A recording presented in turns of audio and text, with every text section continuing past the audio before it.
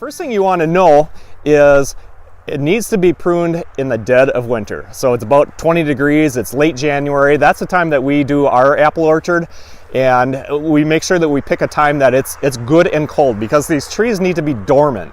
And they need to be dormant where the energy is back down into the tree, and the juices are not running out into the stems and the branches, during like early spring where everything's starting to bud and flower. That's not the time to go through and prune up your apple trees. It needs to be dead of winter. So that's the timing. So it needs to be good and cold, and don't be intimidated by it, okay? So, a lot of people will be like, I don't know where to begin. Just, what? Look how many trees we have, all right? If we're fussy over what we're trimming, we would never get this job done. So you just get in there and you really start cutting. And what you're looking for is, we want the branches to have full sunlight. Apple trees need a lot of sunlight. So when you're looking at those branches, is this going to get full sunlight? Yeah, this one's pretty good. But where there's other branches that are competing, I'm going to go through and get rid of.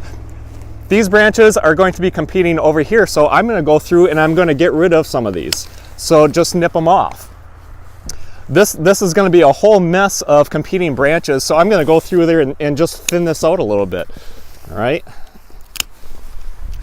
These branches that are either going straight up or straight down, we don't want those either. They really don't produce, so we call them suckers. And so you can see this is a real big one, and we don't want that. So we're going to go through and we're going to get rid of that.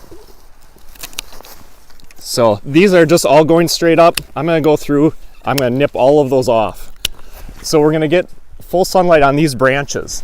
So looking for where these suckers are. Okay, this is sitting under this branch. It's not going to get sunlight that it needs, so I'm going to go through and just trim it off. Now, so having a good set of shears is absolutely critical. So these are these have some miles on them, and they last. This is made by Fiskars. It's kind of a geared shears. They're nice and heavy duty, and they can easily cut through the branches. So that's really, in a nutshell, how to trim and prune your apple trees. Don't let it be intimidating to you. Just get in there, go through, look for that sunlight and where the branches need to come out. So it's kind of art. You want to make that tree into what you need it to be.